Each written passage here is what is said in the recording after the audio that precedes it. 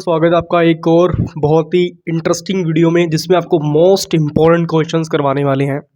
तो आज हम करने वाले मैथ्स के मोस्ट इम्पॉर्टेंट क्वेश्चंस जो आपके सामने दिख रहे हैं। आपको बताना चाहता हूँ, अगर आप आरआरबी एनटीपीसी की तैयारी कर रहे हो या एसएससी जीडी की तैयारी कर रहे हो, दोनों गवर्नमेंट एग्जाम्स के लिए बेस्ट क्वेश्चंस हैं आप लोगों के लिए।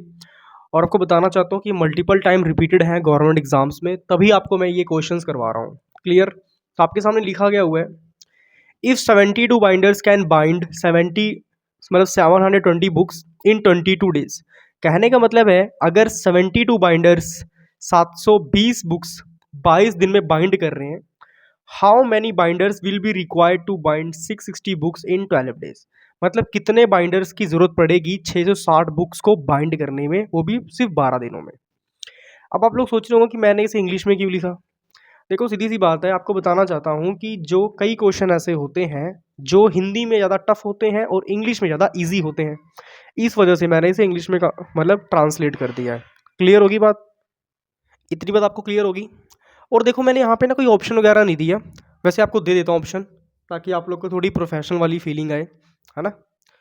तो ए, बी, सी और डी, ये आपके सामने मैंने टोटल 4 ऑप्शन रख दिए हैं।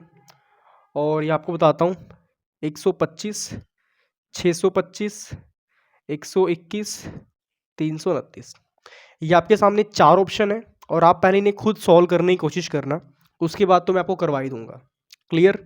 अब देखो, इसने बोला क्या है, 72 binders can bind 720 books in 22 days. अब आपको बात बताता हूँ कि जो छोटी डिजिट होती हैं हमने हमेशा ऊपर लिखनी है, बड़ी डिजिट नीचे लिखनी है। इतनी बात क्लियर होगी सभी को।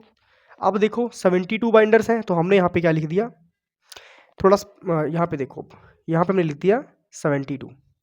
इतनी बात क्लियर होगी। थोड़ा सा मैं इसे थोड़ा सा टेढ़ा कर रहा हूँ, ठीक है।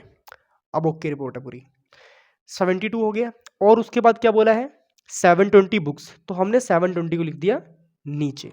इतनी बात क्लियर होगी। अब इसमें तो क्या बोल रहे हैं, इन 22 डेज, मतलब कि वो 72 बाइंडर्स हैं, 720 बुक्स को 22 दिनों में बाइंड कर रहे हैं। तो कितने दिन लगे? 22 दिन लगे। तो 22 दिन हम 72 बाइंडर से मल्टीप्लाई कर देंगे। इतनी बात क्लियर होगी सभी को।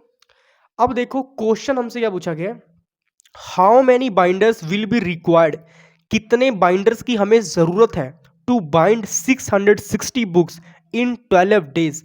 मतलब हमें कितने बाइंडर्स चाहिए कि जो 660 बुक्स को बाइंड कर सकें 12 दिनों में। इतनी बात क्लियर होगी सभी को। अब यहाँ पे देखो, हमसे क्वेश्चन पूछा गया है, तो हम यहाँ पे क्या कर देंगे, इजिकल टू कर देंगे। क्लियर? तो हमने कितना बोला है, यहाँ पे कर देंगे 12। ठीक है, इतना क्लियर हो गया। और मल्टीप्लाई कर देंगे कितने, मतलब 12 दिनों में हमें कितने बाइंडर्स जरूरत है, तो बाइंडर्स हमने एक्स ले लिया। क्लियर होगी बात सभी को। और अपॉन में क्या कर दिया, 660। इतना क्लियर हो गया सभी को। अब इसे हम क्या करेंगे, इसे हम कटिंग करेंगे। कटिंग करेंगे दूसरे पेन से, ताकि आप लोग को एकदम मस्त समझ आए। क्लियर?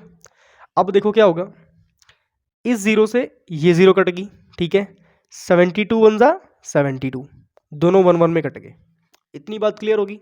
अब देखो, दोनों 6 के टेबल में आ रहे हैं, 6 2 जा 12, 6 1 जा 6। अब देखो, 6 2 जा 12, 6 1 जा 6, 6 1 जा 6। इतनी बात क्लियर होगी सभी को।